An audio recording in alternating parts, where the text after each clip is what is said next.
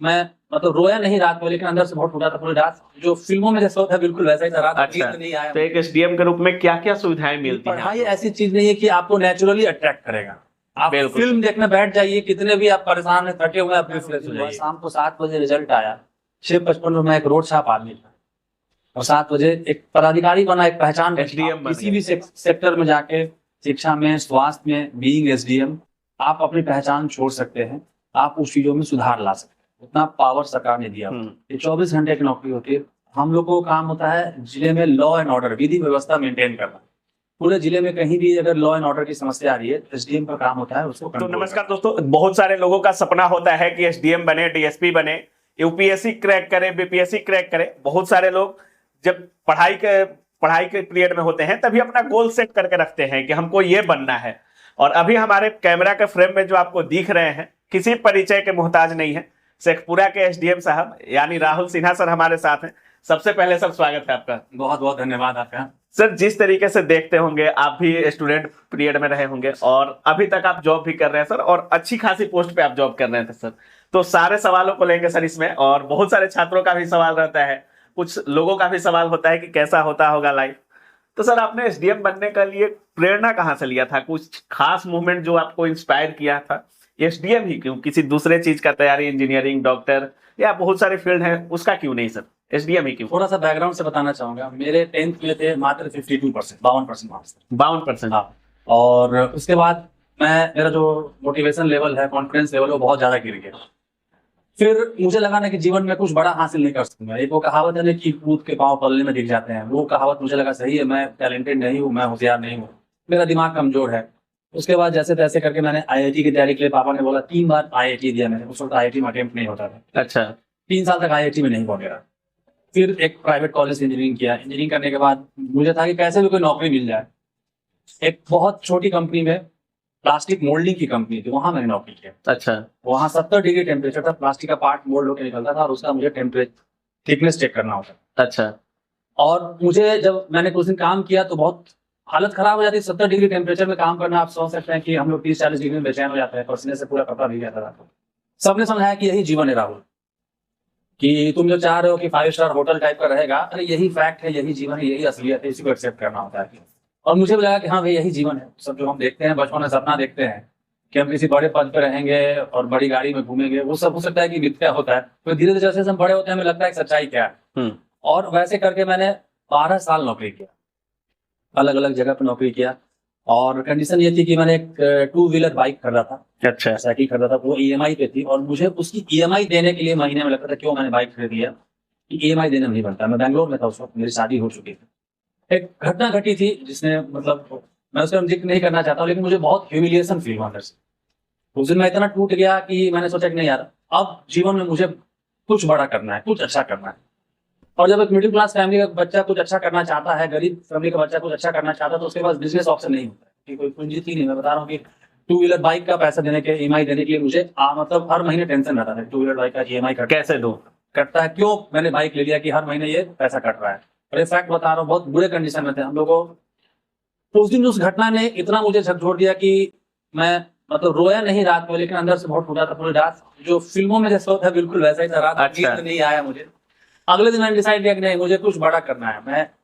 मेरी उम्र उस वक्त थी 33 साल, और मैं जनरल कैटेगरी से हूँ। इसलिए नहीं बता रहा हूँ जनरल कैटेगरी से, क्योंकि बता रहा हूँ क्योंकि 32 साल के बाद जनरल कैटेगरी के लिए कोई एग्जाम नहीं बचता है। बिल्कुल बिल्कुल सर।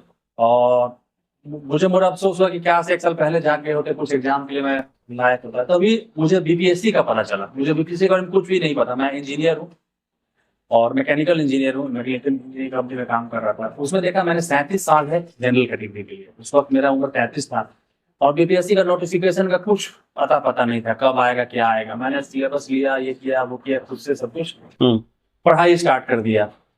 और आप विश्वास नहीं कीजिएगा, जब मैं आईआईटी गया था तो पापा के खर्चे पे गया था, अच्छे से सिंगल रूम में रहता था, कोटा गया था तैयारी करने, नहीं हुआ आईआईटी।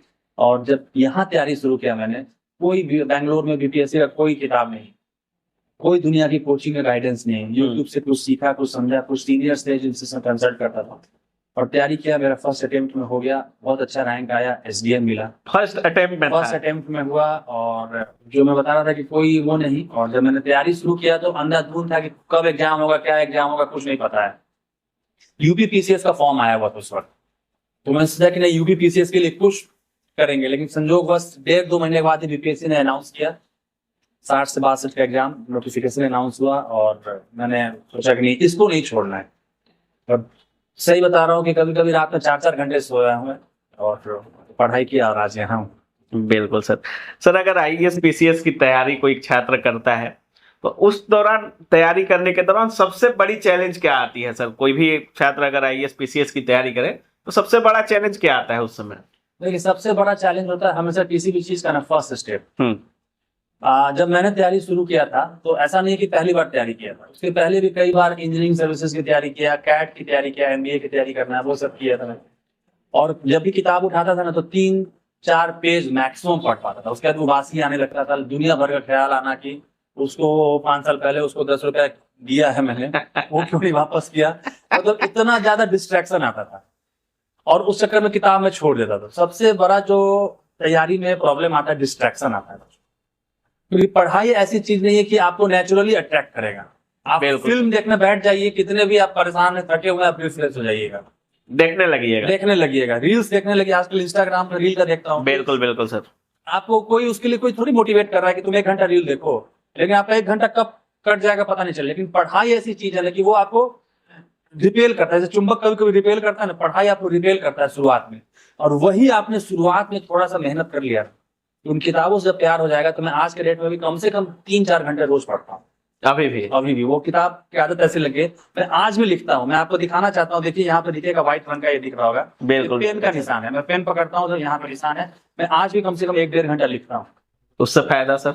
उससे फायदा कि एक आदत, जैसे सिगरेट पीने वालों को आदत लग जाती है, अच्छा, तो सुकून मिलता है। तो मुझे पढ़ाई से पढ़ता इतना जुनून था सर, इतना जुनून था कि इतनी आदत लग गई कि मैं आज भी पढ़ता हूँ, अपने लिए कुछ लिखता हूँ, कुछ किताबें मेरी प्रिंट होती है, उनको लिखता हूँ, पढ़ाता हूँ बच्चों को, क्योंकि उनसे प्यार मोहब्बत हो गया किताबों से कि मैं उनसे दूर नहीं रह पाऊंगा। बिल्कुल सर। जब आप इंजीनियर बने होंगे या फर्स्ट जॉब लगा होगा तो घर वाले तो काफी खुश होंगे ही होंगे, लेकिन जब आपको पता चला होगा कि घर वालों को जब पता चला होगा कि नहीं SDM बन गए राहुल जी, और बहुत सारे गांव घर में भी होते हैं ना कि सरकारी नौकरी को लेकर के एक अलग ही क्रेज है, खास करके हमारे बिहार में सर।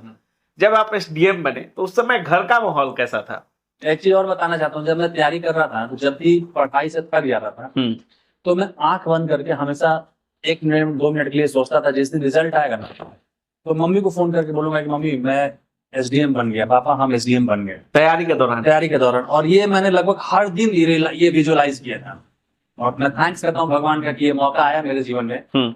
2 फरवरी को रिजल्ट आया था शाम को लगभग 7-7:15 बजे, और उस दिन मैंने ये बात कहा, और वो उस दिन मैं पहली बार रोया था अपने। मुझे जब तक लगता है होश संभाला मैं बहुत कम रोता हूँ, लेकिन उस दिन पहली बार रोया मैं ये। और उधर से पापा मम्मी भी रो रहे हैं। BPSC की सबसे अच्छी बात है कि आपका पोस्ट पता चल जाता है, UPSC में नहीं पता चलता है पोस्ट। BPSC में आपका पोस्ट के साथ रिजल्ट आता है, और मेरे सामने SDM का जो था अनुमंडल पदाधिकारी, वो पद के साथ है। सर जैसे बहुत लोगों को लगता है कि SDM है, DM है, ISP है, तो बहुत कुछ अलग होता होगा। एक SDM के रूप में नॉर्मल डे क्या होता है आप लोगों की, जैसे डेली रूटीन या नॉर्मल डे कैसा होता है SDM साहब का? देखिए, एक जो भी प्रशासनिक पदाधिकारी होते हैं उनका नॉर्मल डे, हमारी कोई 8 घंटे की नौकरी नहीं होती, ये 24 घंटे की नौकरी होती है। हम लोग को काम होता है जिले में लॉ एंड ऑर्डर, विधि व्यवस्था मेंटेन करना। पूरे जिले में कहीं भी अगर लॉ एंड ऑर्डर की समस्या आ रही है, SDM का काम होता है उसको कंट्रोल करना। आप वहाँ पे थाना भेजते हैं, CO भेजते हैं, खुद जाते हैं और वहाँ की प्रॉब्लम को सॉल्व करते हैं। 24 घंटे में कभी भी वो समस्या आएगी तो आपको वहाँ उपस्थित रहना है और उस प्रॉब्लम को सॉल्व करना है। हमारे लिए कोई संडे नहीं होता है, कोई होली दिवाली नहीं होता है, लेकिन उसके बाद भी सबसे बड़ी बात है कि आपको सेटिस्फैक्शन मिलता है कि आप कुछ कर रहे हैं जिससे कि समाज में शांति। ऐसा क्या कुछ सुख सुविधाएं बिहार की अगर बात करें सर, तो एक SDM के रूप में क्या क्या सुविधाएं मिलती हैं आप लोगों को? सुविधाएं बहुत मिलती हैं। मैं जो भी बच्चे देख रहे हैं उनको मोटिवेट करने के लिए बोल रहा हूँ कि आपको बहुत अच्छा आवास मिलता है, घर मिलता है, गार्ड मिलता है, हाउस स्टाफ मिलते हैं, आपको माली मिलता है, कुक मिलता है, बहुत कुछ मिलता है। लेकिन उसके लिए वही है कि वो सब सेकेंडरी है। आप किसी गरीब के लिए कुछ काम करते हैं जिस दिन, और वो सेटिस्फैक्शन मिलता है, वो बहुत कम लोग को समझ में आएगा। मुझे भी नहीं समझ में आता जब मैं तैयारी कर रहा था। लोग बोलते थे गरीब के लिए कुछ अच्छा करोगे तो सेटिस्फैक्शन मिलता है। मुझे लगता है पहले आपके लिए तो कुछ करते। बिल्कुल बिल्कुल। लेकिन जब आप किसी के लिए करते हैं, किसी असहाय के लिए करते हैं जिसका कोई नहीं है, तो उसको कुछ योजना आवाज दिला देते हैं, योजना के माध्यम जिसके लिए वो लायक है लेकिन उसको पता नहीं है, वो जो दुआ लगता है वो बहुत सेटिस्फैक्शन देता है। बिल्कुल सर। बहुत सारे केसेज आते होंगे आप लोगों के पास, और जिला के बहुत सारे लोग आप लोगों के पास अपील करने आते होंगे, बहुत सारे केसेस देख रहे होंगे आप लोग सर। कभी कोई ऐसा केस हुआ अभी तक नौकरी के दौरान कि आप उसमें इमोशनली अटैच हो गए उस केस से? अरे एक तो जब आप बनते हैं एसडीएम, बिहार प्रशासनिक सेवा बोला जाता है, तो आपकी ट्रेनिंग होती है, उस चीज में सिखाया जाता है कि नहीं हम लोग को रूल से चलना है, ना जाति ना धर्म, किसी चीज से इमोशनल नहीं होना है। जो सही है उसका सपोर्ट करना है, जो गलत है उसका आपको रोकना है। तो होता है कभी कभी आदमी इमोशनली अटैच होता है, लेकिन हमेशा हम लोग नियम से चलते हैं, और वो सही भी है कि जो हमारे संविधान में लिखा है, जो आपको सीआरपीसी में लिखा है, जो आईपीसी में लिखा है, उस रूल के तहत चलिएगा तो आपको हमेशा सही होगा। ऐसा कि अगर कोई गरीब आदमी ही है, बहुत असहाय है, लेकिन गलत कर दिया, कोई मर्डर कर देगा, तो क्या कोर्ट उसको माफ थोड़ी करेगा? कोर्ट में वो आपने देखा होगा कानून अंधा होता है। बिल्कुल कानून सिर्फ नियम से चलता है, तो हम लोग भी उसी को फॉलो करते हैं। कोई ऐसा केस सर, जब कोई ऐसा मूवमेंट जब आपको फैसला लेने में बहुत मुश्किल हुआ होगा कि क्या करना चाहिए नहीं करना चाहिए, आप ही के ऊपर डिपेंड हो और फैसला लेने में बहुत आपके अंदर एक बेचैनी सी चल रही हो, बहुत मुश्किल हो रहा हो फैसला लेने में? अभी एक रिसेंट का केस है, एक महिला थी, मैं सुबह ऑफिस गया तो मेरे गार्ड ने बताया कि 80 वर्ष की महिला है, कहाँ पर रही है बेचारी, और बाहर बैठी हुई सुबह से आके। मैंने उनको बुलाया तो पता चला कि उनके बच्चे की नहीं थे, देहांत हो गया था, उनके हस्बैंड का भी देहांत हो गया था, और उनका भतीजा था उनको घर से निकाल रहा था कि वो बोल रहा था कि आप अपनी जो जमीन है आप मुझे लिख दीजिए। नहीं निकलने पर उनके भतीजे ने उनको पिटाई उटाई किया और घर से निकाल के उनके घर में ताला मार दिया। तो किसी ने कहा कि एसडीएम साहब के पास चले जाइए, वो आई बेचारी, और मुझे बहुत उसमें गुस्सा आया उनके भतीजे पे। मैं गया गाँव में, गया उनको लेके अपनी गाड़ी में बैठा के उनको गाँव में ले गया, और जब चीजें पता चली तो उनके भतीजे पर फिर FIR हुआ और उनका अरेस्ट कराया। तो इन सब चीजों को करने के बाद मुझे लगता है कि हाँ, और मैंने गांव में बोल भी दिया कि अगर ऐसा किसी को लगता है कि इनका कोई नहीं है तो उनका मैं हूँ, एज ए SDM नहीं, एज ए राहुल सिन्हा हूँ, मैं हमेशा इनके लिए खड़ा रहूंगा। दोबारा अगर इनको आने का नौबत पड़ गया तो मैं बाकी जो भी इनको परेशान करेगा मैं उन पर कार्रवाई करूँगा। बहुत अच्छा करना है सर, और आपके कार्य हम लोग देखते भी हैं, कभी कभी आपका वीडियो भी आ जाता है सोशल मीडिया पे, तो काफी अच्छा लगता भी है, और उसमें नीचे कमेंट भी आपके प्यार में मतलब बहुत सारे लोग लिखते हैं। सर SDM जैसे बिहार में क्या है, अधिकतर लोग आज भी अगर कहें तो गांव में अधिकतर जानकारियां नहीं है सर, बहुत सारे लोग जानकारी के अभाव में रह जाते हैं। जैसे थाना में जाते हैं तो उतना अच्छा से कभी कभी नहीं ट्रीट किया जाता है। SDM से मिलने का प्रोसेस क्या है और क्या वो फॉलो होता है बिहार में? जैसे आप लोगों के ऑफिस में जैसे कोई आप लोग से डायरेक्टली मिलना चाहे तो उसको क्या करना होता है? देखिए, जैसे हर ऑफिस में मिलने का टाइम रहता है, मेरे ऑफिस में भी एक मिलने का टाइम लगाया हुआ बाहर। उस वक्त जो भी आता है उनको स्लिप देके और एक 1 by 1 मैं सभी से मिलता हूँ। मेरा मिलने का समय 1 बजे से 2 बजे के बीच में, और जब तक लोग रहते हैं मैं मिलता हूँ, 3 बजे या 4 बजे, और मैं सबसे डेली मिलता हूँ। क्योंकि अगर आप मिलिएगा नहीं लोगों से तो आपको रियल प्रॉब्लम नहीं पता चलेगा। क्योंकि हम लोग हैं वहाँ पे, इसको बिहार प्रशासनिक सेवा बोला जाता है। बिल्कुल सर, एक सेवा है, एक नौकरी नहीं है। तो जब सेवा में आप जिनके लिए सेवा कर रहे हैं उनसे ही नहीं मिलिएगा तो हमेशा एक गैप रहेगा। तो मैं सभी से मिलता हूँ, कोई भी मुझसे इजीली मिल सकता है। सर बिहार के प्रशासनिक सेवा में करप्शन को लेकर के बहुत सवाल उठता है सर, और बहुत सारे लोगों को देखा जाता है कि करप्शन के शिकार भी हो जाते हैं, कभी कभी ऑफिसरों पर भी गाज गिर जाता है सर। कभी ऐसा कोई एक्सपेरिमेंट आपने किया हो जिसको लेकर के लगा हो कि नहीं ये एक्सपेरिमेंट कुछ अलग हो गया हमारे तरफ से, कोई प्रयास आपने, कोई ऐसा एक्सपेरिमेंट?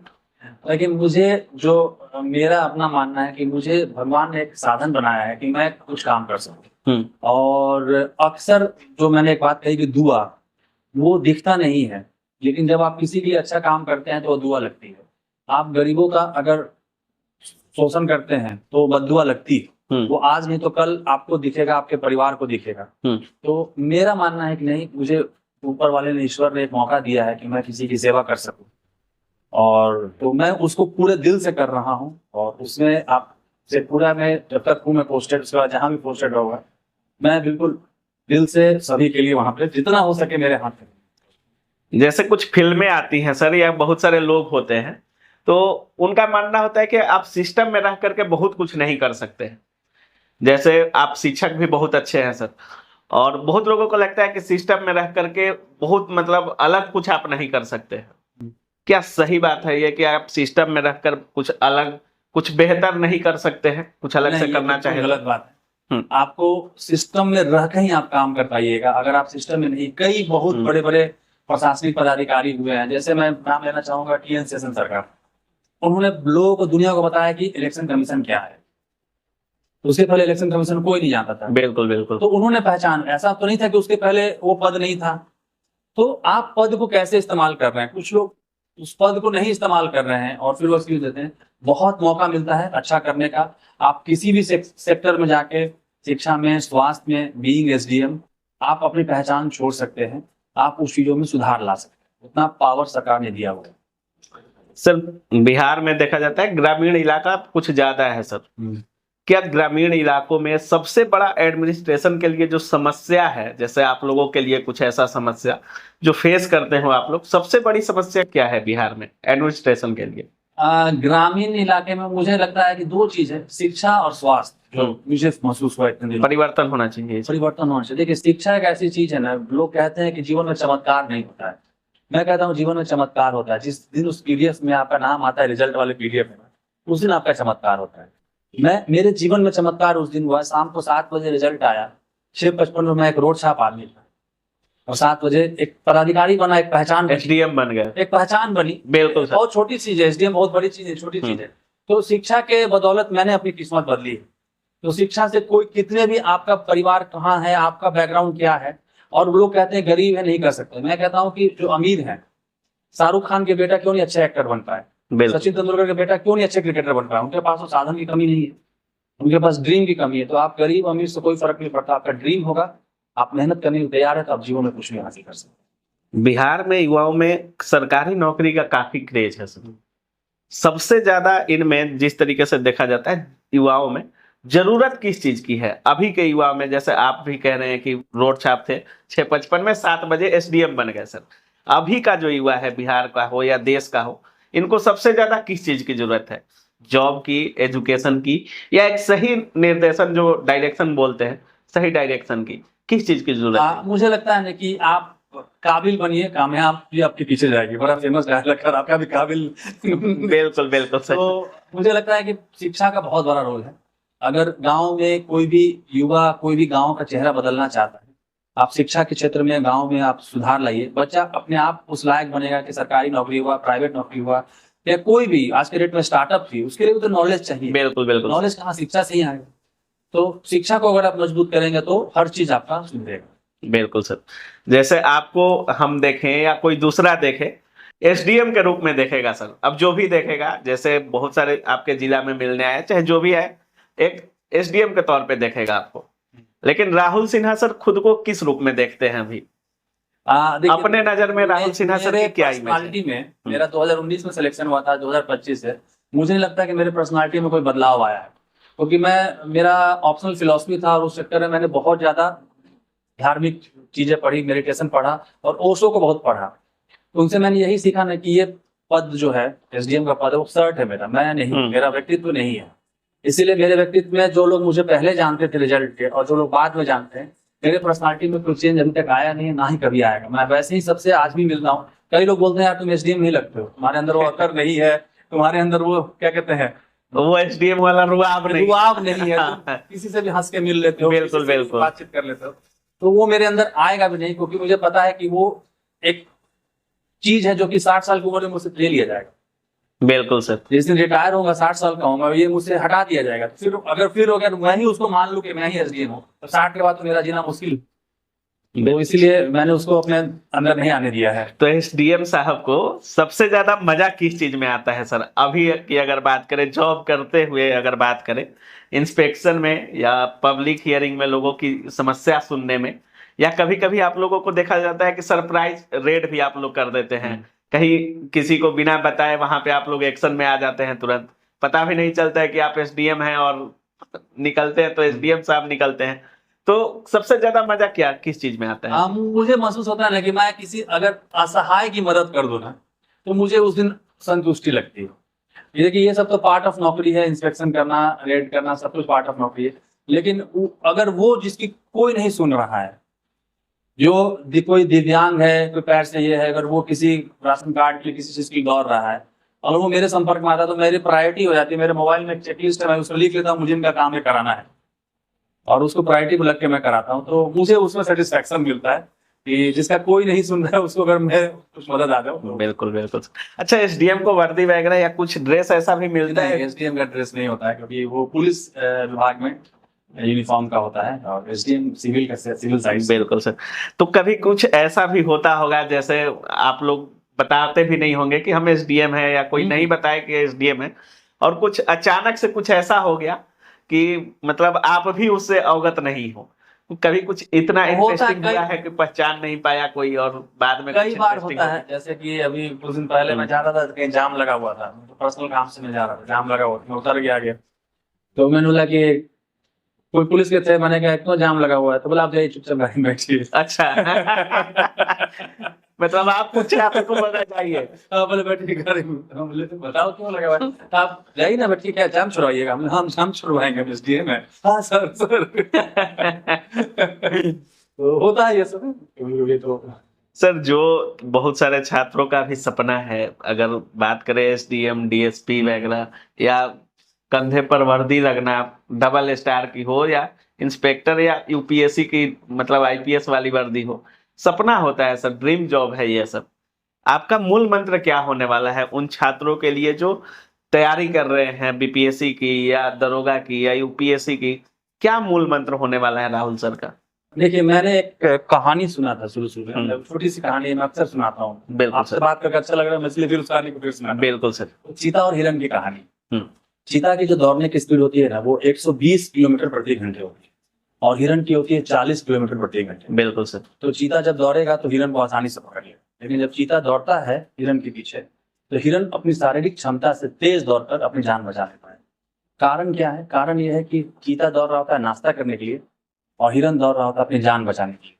तो आप क्यों दौड़ रहे हैं वो मैटर करता है। मैं आईआईटी की तैयारी मैंने 3 साल किया, मेरा आईआईटी में नहीं निकला, लेकिन बीपीएससी जैसी तैयारी जो उससे टफ है, वो मैंने 8 महीने सिर्फ पीटी के लिए पढ़ाई किया था, और 8 महीने में मेरा पीटी निकल गया 0 लेवल से। क्यों? क्योंकि मुझे पता था कि अगर मेरा पीटी नहीं निकलेगा तब फिर मुझे उसी दलदल में जाके जीना है, जहाँ मेरा दम घुट रहा था, जहाँ मुझे सफोकेशन हो रहा था। मुझे लगता था एक एक दिन मेरे लिए भारी है, तो वहां से निकलना था। तो अपने आप रास्ता मिलते गया। वो बहुत अच्छी लाइन है कि किसी भी चीज को हम शिद्दत से चाहते हैं तो पूरी कायनात उसको हमसे मिलाने में लग जाती है। बिल्कुल बिल्कुल। बहुत सही लाइन है। आप मेहनत करने के लिए तैयार हो, सारी समस्याएं धीरे धीरे छटते जाएंगी और आपको रास्ता दिखता जाएगा। सर, जिस तरीके से अभी सोशल मीडिया का उपयोग कर रहे हैं, चाहे वो छात्र हो, युवा हो, या हम आप जैसे लोग हो सर, अगर एक रील देखने के लिए क्लिक अगर कर दिए तो पता नहीं चलता कितना रील देख लिए और कितना समय उस पर दे दिए, और फिर बाद में पता चलता है कि ये हम क्या कर दिए। और स्टूडेंट्स भी अधिकतर इसके लपेटे में हैं सर अभी, सोशल मीडिया के खास करके। सोशल मीडिया यूजफुल है स्टूडेंट्स के लिए या डिस्ट्रैक्शन है? सोशल मीडिया डिस्ट्रैक्शन है, 100% डिस्ट्रैक्शन है। और बच्चे डिस्ट्रैक्टेड इसलिए होते हैं क्योंकि उनको पढ़ाई का महत्व नहीं पता। मैं बच्चों जब मुझसे मिलता है, मैं यही कहता हूँ कि अगर कोई बोल दे कि यहाँ पे 1 करोड़ का सोना गड़ा हुआ है, तो आप डिस्ट्रैक्टेड होइएगा, रात भर खुदाई कीजिएगा। कोई कितना भी इंस्टाग्राम पे रील दिखाए आप देखिएगा, आपको पढ़ाई का महत्व नहीं पता कि ये पढ़ाई आपकी किस्मत बदल देगा। जिस दिन रिजल्ट आएगा आपका पूरा का पूरा खानदान की किस्मत बदल देगा। आपको आपके नेक्स्ट जनरेशन लोग बोलेंगे फलाना के दादा एसडीएम थे, फलाना के दादा फलाना जिला में डीएम थे। उतना कुछ करने वाला है पढ़ाई, तो आप कैसे डिस्ट्रैक्टेड हो जाते हैं उससे? क्योंकि आपका ड्रीम छोटा है। एक बड़ी अच्छी बात है कि एक आदमी बोलता था ना कि मेरा पेन जहां जाता हूं वहां मेरा पेन छूट जाता है, तो उसके मित्र ने उनके लिए 1 लाख रुपए का पेन खरीद दिया। अब वो जहां जाते सबसे पहले पेन उठाते। क्यों? क्योंकि पेन पहले था, पेन की कीमत नहीं थी, अब पेन की कीमत है, महत्व पता है। महत्व पता है कि पेन 1 लाख रुपए का है, छूट जाएगा तो 1 लाख का नुकसान। बिल्कुल। तो आपको जब पढ़ाई की कीमत पता चल जाएगी तो आप डिस्ट्रैक्टेड नहीं होंगे। आप डिस्ट्रैक्टेड इसलिए हो रहे हैं क्योंकि आपका ड्रीम उतना बड़ा नहीं है। आप टाइम पास कर रहे हैं और आप एक्सक्यूज दे रहे हैं कि आज हम डिप्रेस हो गए हैं, आज हम थक गए हैं। पढ़ाई से कोई थकता है? हमने वहां पे जब 10 साल नौकरी किया और जब पढ़ाई शुरू किया तो हमको लगा इससे आसान तो काम ही नहीं दुनिया में, पंखा चला के बेड पे बैठ किताब पढ़ना है। बिल्कुल बिल्कुल। और कोई बोलता है कि थक जाते हैं, पढ़ाई से कैसे कोई थक जाएगा? आप जाके 70, जो हम काम कर रहे थे 70 डिग्री सेंटीग्रेड में प्लास्टिक पार्ट मोल्ड कर रहे थे, वहां थकावट होगी कि यहाँ थकावट होगी? हमको तो सबसे आराम लगता था। हम तो नौकरी करके आते थे 9 घंटे, फिर उसके बाद 5 घंटे पढ़ लेते थे, तो हमको लगता था कि तो आराम हो गया, लेट के पढ़ना है, ना हाथ देखना, ना उसमें डंबल उठाना है, ना सामान उठाना है, ना धूप में घूमना है। वो सब एक्सक्यूज है। आपका ड्रीम छोटा है, आपको नहीं पता है कि आपके माता पिता ने आपकी कितनी उम्मीद लगा रखी है। वो अपना इतना सब उम्मीद लगा के आप सबको पटना दिल्ली भेजते हैं बच्चों को, और यहाँ के बच्चे टाइम पास कर रहे हैं, बोलते हैं सर डिप्रेस है, 3 दिन से डिप्रेस है सर। बहुत बहुत धन्यवाद सर, आप आए और अपना एक्सपीरियंस शेयर किए। और बहुत सारे लोगों के मन में सवाल है कि रहता है कि एसडीएम होंगे तो क्या होता होगा, लाइफ कैसी होती होगी, आगे तैयारी कैसी होती होगी, जॉब लगने के बाद कैसा लाइफ होता होगा, और हमें क्या करना चाहिए। तो सारी जानकारी देने के लिए सर बहुत बहुत धन्यवाद आपका। और जितने भी लोग देख रहे हैं, एसडीएम राहुल सर हमारे साथ है, और इनका नेचर आप देखिएगा तो आपको जैसा कैमरा में दिख रहे हैं सर, उससे भी पोलाइट आपसे मिलते हैं सर। और जिस तरीके से सर कह रहे हैं कि लोगों से मिलना इतना अच्छा लगता है, अगर आपकी भी खास करके अभी सर शेखपुरा में पोस्टेड हैं, और शेखपुरा के लोगों के लिए तो समझिए वरदान है कि आप वहां पे हैं सर। और जिस तरीके से सर बता रहे हैं, बताए हुए रास्तों को आप लोग फॉलो जरूर कीजिएगा। अगर आपका भी सपना है एसडीएम, डीएसपी या कोई अच्छा पोस्ट वाली जॉब, सरकारी नौकरी करनी है, तो सर के बताए हुए रास्तों को फॉलो जरूर कीजिएगा। और इस पूरे वीडियो के बारे में आप क्या कुछ सोच रहे हैं, अपनी राय कमेंट सेक्शन में जरूर रखिएगा। धन्यवाद।